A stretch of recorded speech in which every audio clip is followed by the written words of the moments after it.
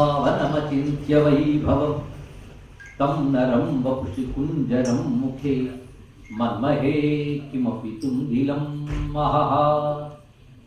शरणं करवाणि शर्मदं ते चरणं वाणिचराचरोपजीव्यं करुणामसृणैः कटाक्षपातैः कुरु माम् अम्ब कृतार्थसार्थवान्। शारदा शारदाम्भोजवदनावदनाम्बुजे सर्वदा सर्वदास्माकं सन्निधिः सन्निधिं क्रियात्। विमलपटी कमलपुटी पुस्तकरुद्राक्ष शस्तहस्तपुटी कामाक्षि पक्ष्मलाक्षि कलितविपञ्ची विभासि वैरिञ्ची।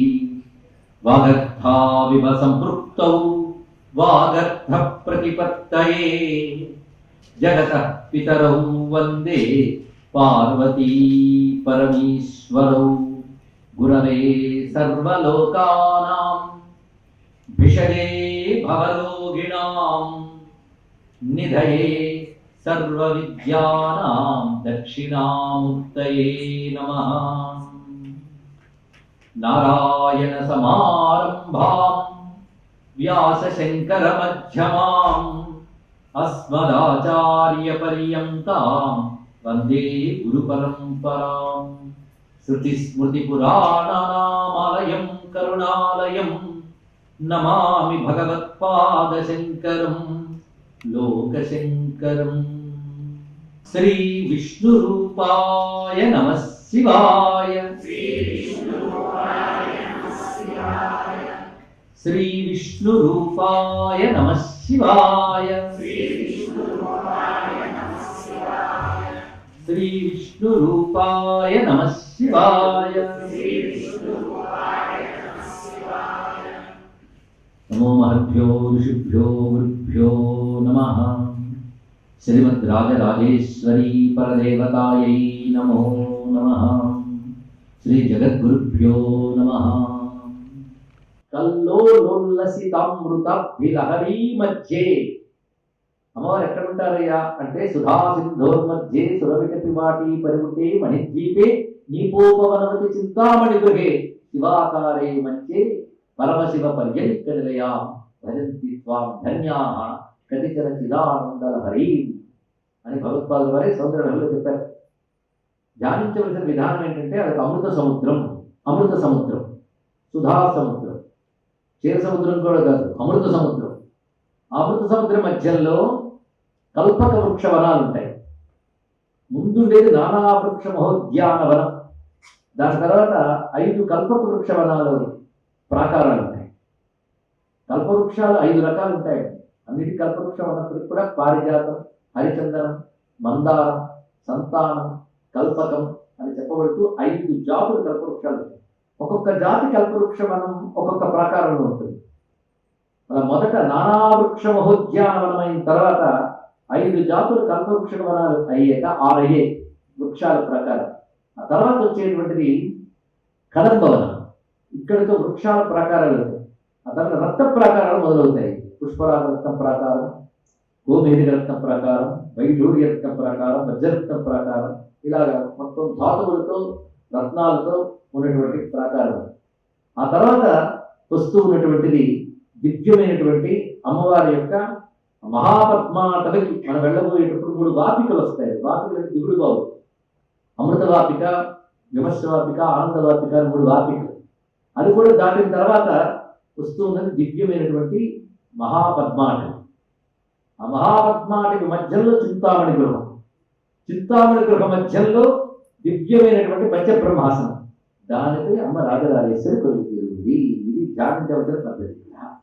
ఇది ధ్యానం మనకి ఎక్కడో బ్రహ్మాండాల కావాలన్నటువంటి అమృత సముద్ర మధ్యంలో, మన ద్వీప మధ్యంలో, చింతామణి గృహ మధ్యంలో దివ్య సింహాసనంపై ఉన్నవారిని ధ్యానిస్తున్నప్పుడు ఇవన్నీ తృప్తిగా ఉంటుంది. తాత్వికంగా ఆలోచిస్తే ఇందులో రహస్యాలు చాలా ఉన్నాయి. అది ఎక్కడో లేదు, ఇక్కడే ఉంది. మనం ఇక్కడుండి అమెరికాను ధ్యానిస్తే ప్రయోజనం లేదు, కానీ ఇక్కడ నుండి ఎక్కడో ఉన్న మణిద్వీపాన్ని కానీ ధ్యానిస్తే మహాప్రయోజనం ఉంది. అది గొప్ప విషయం. బ్రహ్మాండాలన్నిటికీ ఆవరణ ఉన్నటువంటి మణిద్వీపం ఇక్కడ ధ్యానిస్తే మనకు సిద్ధిస్తుంది. కానీ పక్కన ఉన్నటువంటి ఈ భూమి మీద అమెరికాను ధ్యానిస్తే అమెరికా అనుభూతి రాదు. ఏమిటయ్యే విశేషం అంటే ఆ తల్లి సర్వజీవుల హృదయంలో అంతర్యామిగా ఉంది కనుక ఆవిడ శరీరం నిర్వహిస్తుండడం వల్ల శరీరం పనిచేస్తున్నామన్నా లేదా? మనం నిద్రపోతున్నామన్నా, లేస్తూ ఉన్నామన్నా మనకు తెలియకుండా ఊపిరి, ఇంద్రియ శక్తులు ఇవన్నీ నడుస్తున్నాయని ఎవరి వల్ల? ఏ శక్తి వల్ల ఇవన్నీ నడుస్తున్నాయి అంటే లోపల ఆవిడ కదిలించడం వల్ల ఇవన్నీ వస్తున్నాయి. అందుకే ఈ నాసిక ఒక గంధాన్ని చూడగలుగుతుంది అంటే గంధాకర్షిణి అని ఒక దేవత ఉంది. లేకపోతే వాసన పసిగట్టగలిగే శక్తి నాసిక్ ఎవరిచ్చారు? మనం కొడుకు తెచ్చుకున్నామా? ఒక దృశ్యాన్ని కంటితో చూడగలుగుతున్నామంటే శక్తి ఎవరు? రూపాకర్షణి, రసాకర్షణి, గంధాకర్షణి, ధైర్యాన్ని వింటున్నారు కదా. ఈ శక్తి ఏది? కనుక లలిత అని హిందువులు పూజించే ఒక దేవత అని కాదు, ఎవడైనా పూజించవలసిన దేవత, ఆ దేవతను పూజించేవాడు హిందువులు. కనుక అమ్మవారు అందరిలో ఉన్నారు కనుక మణిద్వీపం కూడా అందరిలో ఉండాలి. కానీ ఎలా ఉండాలి? అమ్మ వల్ల పనిచేస్తున్న శరీరాన్ని చూస్తున్నాం తప్ప పని చేయిస్తున్న అమ్మను మనం తెలుసుకోలేకపోతున్నాం. ఆ తెలుసుకునే ప్రయత్నం చేయడమే సాధన. కనుక ఇక్కడ తత్వచింతన ఉన్న వాళ్ళు ఉన్నారు కనుక సూచనప్రాయంగా చెప్తున్నాను. మొట్టమొదటి ధ్యానించవలసిన అమృత సముద్రం. అమృత సముద్రం కూడా ఎలా ఉన్నది అంటే కెరటాలు పొంగులు వారుతున్నాయండి ఆనందంగా. పొంగు ఆనందానికి సంకేతం. అందుకే కల్లోల ఉల్లసిత, కల్లోలములు అంటే తరంగాలు తరంగాలుగా వస్తూ ఉల్లసిత ఉత్కృష్టముగా పైకి ఎగిరి ప్రకాశిస్తున్నటువంటి శోభాయమానంగా ఉన్నటువంటి అమృతాబ్ధి అమృత సముద్రము. అమృత సముద్రపు లహరుల మధ్యలో విరాజన్మణిద్వీపే, వాటి మధ్యలో ప్రకాశిస్తున్నది మణిద్వీపం. ఆ మణిద్వీపంలో కల్పకవాటికా పరివృతే, కల్పవృక్షాలతో చుట్టబడినటువంటి కదంబవాట్యుజ్వలే. కాదంబవాటి అంటే కదంబవాటి అది ఎలా ఉన్నది? ప్రకాశమానంగా శోభిల్లుతున్నది. ఎందుకంటే అమ్మవారి యొక్క లోకం పేరు మణిద్వీపం కదా. మణిద్వీపం అంటే అర్థం ఏంటయ్యా? అసలు మణిద్వీప వర్ణనాన్ని చాలా మంది ఆసక్తి. మణిద్వీప వర్ణన కానీ చదివితే ఆ ఇంట్లో ఏదైనా అరిష్టాలు పోతాయి. అది గృహప్రవేశాది కాలాల్లో చదువుతుంటారు. అది దేవి భాగవతంలో క్రమంలో చెప్పబడుతుంది. దాన్ని శ్రీమన్నగర వర్ణన అనే పేరుతో బ్రహ్మాండ పురాణం వర్ణించింది. దుర్వాస మహర్షి ఆర్యా ద్విశతి అనే పేరుతో 200 శ్లోకాలు రచించారు. అన్ని అద్భుతం. అవి చదివినా విన్నా కూడాను ఆ ఇల్లు చింతామణి గృహం అయిపోతుంది. అయితే అంత అధ్యాయాలతో ఉన్నటువంటి గ్రంథాన్ని భగవత్పాదుల వారు భావనతో ఒక్క శ్లోకంలో మనకి ఇచ్చేసారు. సుధాసిద్ధుల మధ్య శ్లోకంలో అందులో మీకు మణిద్వీపం, మణిద్వీపం మధ్యలో వివిధ ఆవరణలు అమ్మవారు. ఇది భౌతికంగా భావించేవాడు మానసికంగా మంచి ఆనందాన్ని అనుభవిస్తాడు. తాత్వికంగా చూడాలి అంటే పొంగులు వారుతున్నటువంటి అమృత సముద్రం అంటే ఆనందానుభవం అంటారు. ఎందుకంటే బ్రహ్మం అంటే ఆనందం ఎవరికి కాదు. అది అందరికీ తెలుస్తుంది అంటే అనుభవిక వేచ్చు. లడ్డూ గురించి కూడా ఉపన్యాసిస్తే లాభం లేదు, తింటే కానీ తెలియదు. మీరు తింటే వచ్చే రుచి ఎంత కళ్ళకు కట్టినట్టో లేదో నోట్లో పెట్టినట్టు వర్ణించినా లాభం లేదు కదంటే అనుభవించాల్సిందే. అందుకు అనుభవైక విద్యమైనటువంటి ఒక ఆనందం. భగవంతుడు అంటే ఆనంద స్వరూపుడు. అది ఆనందం ఎలా ఉంటుంది భగవతత్వంలో లీనమయ్యాక అంటే స్వాత్మానందలవీభూత బ్రహ్మాత్యానంద సంతతి. మానుషానందం మొదలుకుని బ్రహ్మలోకానందం వరకు మధ్యలో ఉన్న ఆనందాలన్నీ కూడా ఆ పరబ్రహ్మానందం ముందు లవలేశం. ఆ పరబ్రహ్మ ఆత్మగా ఉన్నాడు కనుక అది పొందినటువంటి యోగి పొందే ఆనందం, ఆ అనుభూతి అనంతం, అపారం.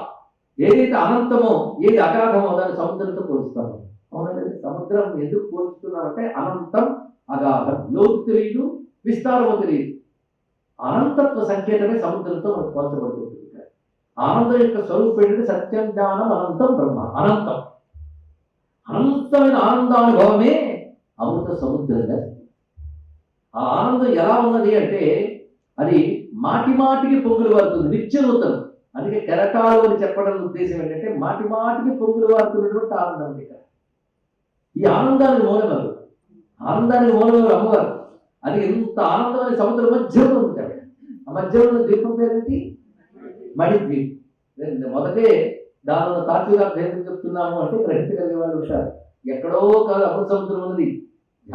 ధ్యానిస్తే అనుభూతిస్తుంది. ఎందువల్ల అంటే ఆత్మ యొక్క ఆనందతత్వం అఖండమైన సముద్రం అండి. అంతేగాదు ఆనందంతో పాటు దానికి మరొక లక్షణం ఉంది. ఆత్మ స్వయం ప్రకాశం. దాన్ని చిత్ అని అంటారు. చిత్ రూపం అన్నారు. చిద్రూపీ పరదేవతా భగవతి శ్రీరాజరాజేశ్వరి చిద్రూప అమ్మవారి యొక్క నామం. చిన్మయి పరమానంద, చిన్మయి పరమానంద, చిన్మయి చిత్, అమ్మవారి చిద్రూపిణి. చిత్ అంటే జ్ఞానం, జ్ఞానం అంటే స్వయం ప్రకాశం. అమ్మవారి స్వయం ప్రకాశ స్వరూపిణి. ఆవిడ వల్ల అన్ని వెలుగుతున్నాయి, ఆవిడ వెలిగించడానికి ఏది అక్కర్లేదు. అది స్వయం ప్రకాశ రూపిణి. ఇక్కడ ప్రకాశం అంటే చైతన్యం అని అర్థం. ప్రకాశ శబ్దం శాస్త్రంలో ఎక్కడొచ్చినా చైతన్యము అనగా చిత్ అనబడే జ్ఞానం. జ్ఞానం అంటే నాలెడ్జ్, అవేర్నెస్ కాదండి, కాన్షియస్నెస్. చిత్ అని అంటారు. అది చిద్రూపం, అది స్వయం ప్రకాశం. స్వయం ప్రకాశంగా ఉంటూ దేని ప్రకాశం అవసరం లేదు. అందుకే ప్రకాశ ప్రచోద ఈ రెండు లక్షణం కలిగిన దాన్ని మణి అంటారు. మణి అనగా ప్రకాశక ప్రచోదక లక్షణము కలిగి. ప్రచోదకం అంటే ప్రేరేపించేది, ప్రచోదయ అంటారు కదా. సర్వ జగత్తుని ప్రేరేపిస్తూ ఉన్నది స్వయం ప్రకాశమైనటువంటి చైతన్య రూపమేదో దానిని మణి అంటారు. అందుకే మణి ద్వీపం అంటే స్వయం ప్రకాశకమైనటువంటి పరంధామం. ఇదే గీతలో స్వామి చెప్తారు కదా, నతద్భాసయతే సూర్య న శశాంకో న పావక యద్గత్వా నివర్తంతే తద్ధామ పరమం మమ. దేని సూర్యచంద్రాలు అవసరం లేకుండానే ప్రకాశిస్తుందో, ఎక్కడికి చేరితే తిరిగి వెనక్కి రాదో ఆ పునరావృత్తి రహితమైన పరం ధామం ఏదైతుందో అది నా యొక్క ధామము అని పరమాత్మ చెప్పాడు కదా, కృష్ణ పరమాత్మ. అదే మణిద్వీపం. ఇదేంటంటే కృష్ణుడు చెప్పింది మణిద్వీపం అంటారు, ఇది వైకుంఠం అంటే సరిపోతుంది కదా అంటే, ఉపనిషత్ ప్రకారం అది ఒకటే బ్రహ్మానందం, పరబ్రహ్మ ప్రాప్తి. దాన్ని మీరు విష్ణువు అనుకుంటే వైకుంఠం, శివుడు అనుకుంటే కైలాసం, అమ్మ అనుకుంటే మణిద్వీపం. అదే ఒకటి. సగుణంగా ఉన్నప్పుడు లోకబంధన వస్తుంది, దుర్గుణం ఉన్నప్పుడు ఆనందం. కనుక రసతత్వం ఏమిటి? ప్రచోదనం, ప్రకాశం. అది చిత్ యొక్క తత్వము. కనుక మణిద్వీపం అంటే చిన్మయి, అమృత సముద్రం అంటే ఆనందం. కానీ ఆనందము, చిత్, ఈ రెండు ఎవరి నుంచి వస్తున్నాయి? ఇల్లు చూసి ఇల్లాలని చూడాలంటారా? కానీ ఇల్లాలని చూస్తే మనకి ఆవిడ లక్షణం ఇల్లంతా కనబడుతుంది. ఇల్లు చూడగానే ఇల్లాలు ఏమిటో తెలుసుకోండి. ఇంత ఆవిడ వెలుగండి. ఆ అమృత సముద్రం కూడా ఆవిడ యొక్క ఆనంద స్వరూపమే. ఆ మణిద్వీపం యొక్క ప్రకాశం ఆవిడ యొక్క చిల్లక్షణమే. అందుకే ఆ మధ్యలో ఉన్నది చింతామణి గ్రహం. చింతామణి అంటే చిత్త ప్రకాశకత్వా చింతామణి. ఏం జరుగుతుందని చెప్పారు. సర్వుల చిత్తాన్ని ప్రేరేపించేది ఆ తల్లి. అందరినీ ఆ తల్లి ప్రేరేపించినప్పుడు మరొకడు బుద్ధి చెడ్డగా ఉంటుంది, ఒకడు మంచిగా ఉంటుంది ఏంటండి అంటే, ఆ తల్లి వాడి కర్మకు అనుగుణంగా ప్రేరేపిస్తుంది. తల్లి కూడా కర్మలకు అనుగుణంగా ప్రేరేపణ చేస్తుంది. అది విశేషమైన అంశం. ఇది ఎలాంటిదంటే, వెలుగుతున్న దీపం నల్ల గాదిలోంచి చూస్తే నల్లని కాంతితో వస్తుంది, ఎర్ర గాదిలోంచి చూస్తే ఎర్రని కాంతితో వస్తుంది. ఎర్ర కాంతి, నల్ల కాంతి అంటే కాంతి ఉన్నాయో రెండు వాడుకుంది. కాంతి లేకపోతే రెండు మనకు తెలియట్లేదు. కనుక మన బుద్ధులని గాజు ముక్కలైతే అందులో వెలుగులా వస్తుంది. అమ్మే బుద్ధి యొక్క లక్షణాలు బట్టి ఒక్కడికి రకంగా వస్తుంది. కనుక మణిద్వీపం అంటే సర్వజీవుల్ని ప్రకాశింపజేసి ప్రేరేపించి ఒక మహాశక్తి స్వరూపం. దీనంతటి కారణం తల్లది చింతామణి గృహంలో ఆవిడ కూర్చున్నది. ఇంత రహస్యం చాలా ఉంటాయి, కొంతవరకే చెప్పారు. కనుక అమృత సముద్రం అంటే ఆనందము, మణిద్వీపం అంటే చిద్రూపమైనటువంటి జ్ఞానము. ఈ రెండింటి యందు ఉన్నది అమ్మవారు అంటే రెండింటి కేంద్రముగా ఉన్నది అర్థం. కేంద్రం నుంచి ఇవన్నీ వస్తాయి. దీపం చుట్టూ వెలుగుంటుంది, వెలుగుకి దీపం. అదే ఆనందానికి జ్ఞానానికి కూడా అమ్మ కేంద్రం. అది వీడి మధ్య ఉంది. ఆ ఆనందానుభూతి తలుచుకున్నప్పుడే అమృత సముద్రం కల్లోల ఉల్లసిత అమృతాబ్దిలకరీ మధ్యే విరాగన్ మణిద్వీపే కల్పక వాటిక పరివృతే కాదంబవాట్యుజ్వల. ఇక్కడ లసిత, ఉజ్వల ఈ శబ్దములకి ప్రకాశం అనే అర్థం ఉంటుంది. ఎందుకు మాటిమాటికి ప్రకాశం అని చెప్తున్నారంటే అది స్వయం ప్రకాశ భావం. మనం ఉన్నది మట్టి ద్వీపం, దీనికి సూర్యచంద్రులు లేకపోతే కనబడదు. కానీ మట్టి ద్వీపానికి సూర్యచంద్రులు అవసరం లేదు. సూర్యచంద్రులకు కూడా వెలిగిపోగలిగే శక్తి ఉందండి దానికి ఇక్కడ. అటువంటి మణిద్వీపంలో మనం ఇవాళ ప్రవేశించాం. అటువంటి మణిద్వీప మధ్యలో, కల్పక వనాల మధ్యలో, కదంబ వన మధ్యలో ఈ నవరత్న ప్రాకారం కూడా దాటిపోయిన తర్వాత అమ్మవారు ఆ చింతామణి గృహంలో ఎలా ఉన్నారు అంటే, రత్నస్తంభ సహస్ర నిర్మిత సభా మధ్యే సహస్రస్తంభ మంటపాయై నమో నమః అని అమ్మవారి లోకాన్ని ధ్యానించేటప్పుడు చూపిస్తారు. రత్నములతో చేసినటువంటి 1000 స్తంభాల మండపం. ఆ మండపంతో కూడినటువంటి అద్భుతమైన చింతామణి గృహంలో విమానం అంటే మంచి గోపురంతో కూడినటువంటి భవనం, దాని మధ్యలో అమ్మవారి సింహాసనం. ఆ సింహాసనం దేనితో చేయబడిందంటే చింతారత్న వినిర్మితం జనని తే సింహాసనం భావయే. అమ్మ చింతారత్నములతో, చింతారత్నం అంటే చింతామణి, మణి అన్న రత్నం అన్న అంటే కనుక చింతామణులతో చేయబడినటువంటి నీ యొక్క సింహాసనాన్ని భావిస్తున్నాను. ఇక్కడ మనకు కొంచెం అందమైన భావం ఉందండి. భక్తి గల వారికి ఆనందం కలుగుతుంది. అమ్మవారి గృహం పేరు చింతామణి గృహం, అమ్మవారి సింహాసనం చింతామణి. ఈ చింతామణి అనేవాడు చాలా విశేషమైనది. చింతామణి అంటే మనకి క్షీరసాగర మథనం చేస్తున్నప్పుడు చింతామణి పుట్టిందో చింతామణులు పుట్టే చింతామణి అంటే ఏది చింతన చేస్తే దాన్ని ఇచ్చేది చింతామణి అంటే కోరుకున్నవన్నీ ఇస్తుంటారు. అమ్మవారి యొక్క భవనంలో ప్రతి ఇటుక కూడా చింతామణి. దీన్ని బట్టి ఆ ఇల్లు అంత గొప్పదండి. అమ్మవారి చింతన చేస్తే ఇస్తారనేది వేరే విషయం. అమ్మవారి ఇల్లే మన చింతనలన్నీ తీర్చుతుంది, చింతలన్నీ పోతుంది. ఇల్లే, అందులో ఒక ఇటుక ముక్క కాదు, అది మన కోరికలన్నీ తీర్చగలదు. చింతామణులతో నిర్మించినటువంటి ఇల్లు. ఆ భవనానికి 4 ద్వారాలు ఉంటాయి. పూర్వామ్నాయ, దక్షిణామ్నాయ, పశ్చిమామ్నాయ, ఉత్తరామ్నాయ 4 ద్వారాలు ఉంటాయి. ఇది అమ్మవారి ఆరాధన చేసేవారికి తెలుస్తుంటుంది. ఆమ్నాయ మంత్రములు అంటే వేద మంత్రములు. ఎన్నెన్ని మంత్రములు ఉన్నాయో ఆ మంత్రాలన్నీ ఆ భవనంలో ఇటుకలండి. ఆ మంత్రములే చింతామణులు. కనుక అక్కడ చింతామణులు ఏమిటి? మంత్రములు. ప్రతి మంత్రం కూడా దాని చింతన చేసేవాడికి ఫలించి సిద్ధినిస్తుంది. అందుకే మంత్రాలే ఇటుకలుగా నిర్మించినటువంటి భవనంలో కూర్చుందంటే అర్థం ఏంటి? ఇన్ని మంత్రాలకి మూలంగా అమ్మవారు. ఇది తెలిసి భావన చేస్తేనండి గొప్ప శక్తి లభిస్తుంది. అందుకే అటువంటి భావనాభావంతో ఒక్కసారి ధ్యానిస్తే చింతారత్న నిర్మితం జనని తే సింహాసనం భావయే. అటువంటి సింహాసనాన్ని భావన చేస్తున్నారు. ఇది ప్రథమ శ్లోకం. అర్థం చేసుకున్నాం కనుక మరొక్కసారి శ్లోకం చెప్పుకున్నాం. ప్రతి శ్లోకానికి అర్థం చెప్పుకొని మరొక్కసారి చదువుకుని వంట పట్టించుకుని తర్వాత శ్లోకానికి వెళ్ళాలి. కల్లోలోల్లసితామృతాబ్ది లహరీ మధ్యే విరాజన్ మణిద్వీపే కల్పక వాటికా పరివృతే కదంబవాక్షుజ్వలే రత్నస్తంభ సహస్ర నిర్మిత సభా మధ్యే విమానోత్తమే చింతారత్న వినిర్మితం జననీ తే సింహాసనం భావయే. ఇది భగవత్పాదుల వారు చేసిన మానసిక పూజా స్తోత్రంలో పూజలో మొట్టమొదటిగా చేసే ధ్యానం, ఆవాహన అనే 2 కలిసి భావే అనే మాటలు ఉంటాయి. ధ్యానించారు. ఇదంతా ధ్యాన దృష్టి తెలుసుకోవాలి. చింతామణి దీపాలను భావించాలి. తత్వదృష్టి లేకపోయినప్పటికీ కూడా బొమ్మ కట్టినట్టుగా మనసులో భావిస్తే దాని ప్రయోజనం దానికి ఉంటుందని. ఇప్పుడు శంకరానందుల వారు రచించినటువంటి రాజరాజేశ్వరి మంత్రమాతృకాస్తవంలోకి ప్రవేశిస్తారు. దీనిలో విశేషం ఏంటంటే ప్రతి శ్లోకం చివర ఒక మకుటం వస్తుంది. శ్రీచక్ర ప్రియ బిందు తర్పణ పరా శ్రీరాజ రాజేశ్వరి. ఇది మొత్తం అన్ని శ్లోకాల్లోనూ మకుటం కింద పెట్టారు. అంటే ఇది రచించినటువంటి శంకరానందుల వారు శంకర సంప్రదాయానికి సంబంధించినటువంటి మహాత్ముడు అది తెలిసిపోతుంది. రెండవది మంచి శ్రీ విద్యోపాసకుడు, నిరంతర శ్రీచక్రార్చన పరాయణుడు. ఇవన్నీ దీనిలో తెలుస్తున్నాయి. శ్రీచక్రం అంటే ఏదో మంత్రం తీసుకుని చేయడమే కాకుండా ఆ దేవత అంటే ఏమిటి, ఆ తత్వం అంటే ఏమిటి, మన శరీరంలో ఏ చక్రాన్ని దేనితో అనుసంధానించాలి, ఇవన్నీ లోతైన అంశాలు. అవన్నీ తెలిసినటువంటి సిద్ధపురుషుడు ఈ గ్రంథం రచించాడు. అందుకే దీన్ని సిద్ధ స్తోత్రం అని వర్ణించవచ్చు.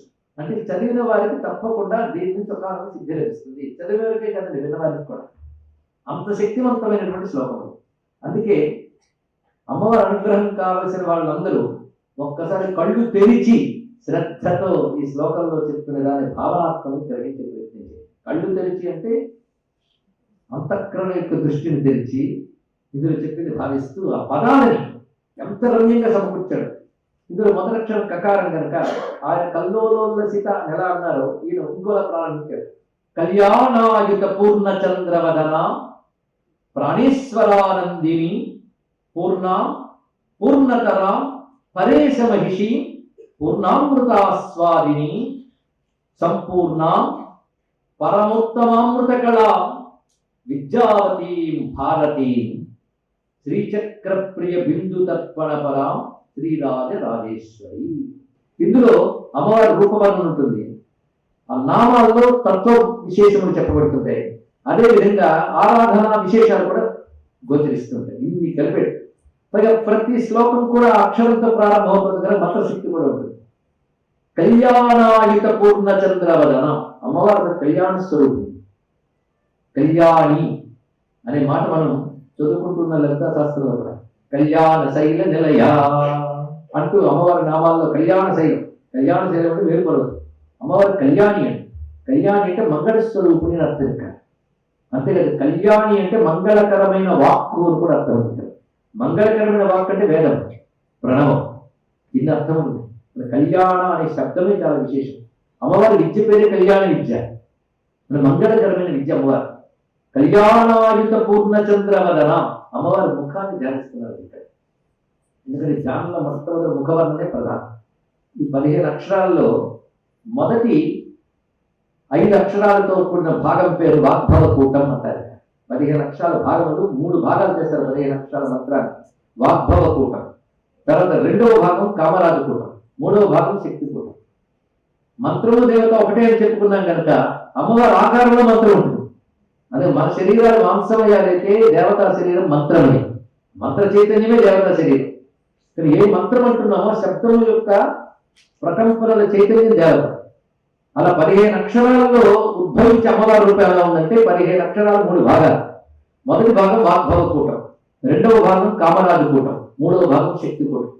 ఈ 3 కలిసి అమ్మవారి రూపం. ఈ భాగాలు ఎక్కడెక్కడ ఉన్నాయో వర్ణిస్తూ మనకి శాస్త్రం చక్కగా చెప్పింది. శ్రీమద్ వాగ్భవ కూటైక స్వరూప ముఖమంకజ కంఠాధ కటి పర్యంత మధ్య కూట స్వరూపిణి శక్తి కూటైక తాపన్న కట్యధో భాగధారిణి మూల మంత్రాత్మిక మూల కూటత్రయ కళేవర. కళేవరం అంటే శరీరం. ఆ మూలంలో అంటే మూల మంత్రంలో చెప్పబడినటువంటి 3 కూటములు అమ్మవారి శరీరం. అందులో వాగ్భవ కూటం ముఖం, అదే శ్రీమద్ వాగ్భవ కూటైక స్వరూప ముఖపంకజ వాగ్భవ కూటం. దాని తర్వాత కంఠాల కటి పర్యంత, కంఠం నుంచి కటి వరకు అంటే మెడ నుంచి నడుము వరకు ఉన్నటువంటిది మధ్యకూట స్వరూపుడి అన్నారంటే కామరాజ కూటం అని పేరు. దాని తర్వాత శక్తి కూటైక తాపన్న కట్యధో భాగధారిణి. కటి అంటే నడుము, నడుము నుంచి పాదం వరకు శక్తి కూటం అని చెప్పారు. ఇది అమ్మవారి యొక్క స్వరూపం. ఇది ఒక్కసారి భావన చేద్దాం. మన మంత్రం లేకపోయినా అమ్మ ధ్యానం చేయగలుగుతూ ఈ 3 కూటములు అమ్మవారి దేహం తెలుసుకోగలిగితే ప్రయోజనం ఉంది. ఈ ప్రయోజనం తెలుసుకుంటే అందరికీ కావాలనిపిస్తుంది. వాగ్భవ కూటం దీని నుంచే వేదాది విద్యలన్నీ ఉత్పన్నమైంది. సృష్టిలో ప్రతి విద్య కూడా ఉత్పన్నమైంది అమ్మవారి వాగ్భవ కూటం. నోటి నుంచే కదా మాట, జ్ఞానేంద్రియ స్థానమే కదా తెలుసు. అదే సృష్టిలో ధర్మం కానీ జ్ఞానం కానీ తెలుసుకోవాలి అంటే శాస్త్రం ద్వారానే తెలుసుకోవాలి. శాస్త్రం అంటే వేదాలు, ఋషులు దర్శించినటువంటి వేదాది శాస్త్రములు, అవన్నీ వాక్కులేగా. కనుక వాగ్భవ కూటమైన ముఖము మనకి ధర్మ పురుషార్థాన్ని, మోక్షానికి కావలసిన జ్ఞానాన్ని కూడా ప్రసాదిస్తాం. అందుకే మొదటి కూట ధ్యానం వల్ల ధర్మ పురుషార్థం లభిస్తుంది అన్నారు. ఇక కామరాజ కూటం ఉన్నారా, కంఠం నుంచి కటి వరకు. సృష్టిలో ప్రతివాడికి ఏదైనా కోరిక ఉంటుందని, అది తీర్చుకోవాలని తాపత్రయపడుతున్నాం. అంతే కదా, కోరిక లేని ప్రపంచం లేదు. కోరికలకి ఎక్కువ విభాగాలు చేయగలరు, 2 విభాగాలు, ధర్మబద్ధమైనది, ధర్మ విరుద్ధమైనది. అంటే కోరిక 2 రకాలు, బాగా గమనించండి. ఇక్కడ కోరిక ఒకటి, కోరిక తీర్చుకోవడానికి కావాల్సింది ఒకటి. అవునా లేదా? కోరిక తీర్చుకోవడానికి కావాల్సింది ఏంటి? అర్థం కదా. కామం తీర్చుకోవడానికి కావాల్సింది అర్థం. కానీ అర్థం కామం అన్నాం. అర్థం కామం కదా. డబ్బు వల్ల కోరిక తీర్చుకోవాలనుకుంటున్నాం, డబ్బు కావాలనుకోవట్లే, డబ్బు కూడా కామం. కనుక అర్థం కామం కలిపి 2 కాదయ్యా బాబు, ఒకటే అని చెప్పేశాడు. అది అర్థకామాలు 2 ఇవ్వగలిగేటటువంటి కూటం ఏదయ్యా అంటే అమ్మవారి కామరాజు కూటం కానీ ధ్యానం చేస్తే అర్థకామాలు 2 లభిస్తాయి.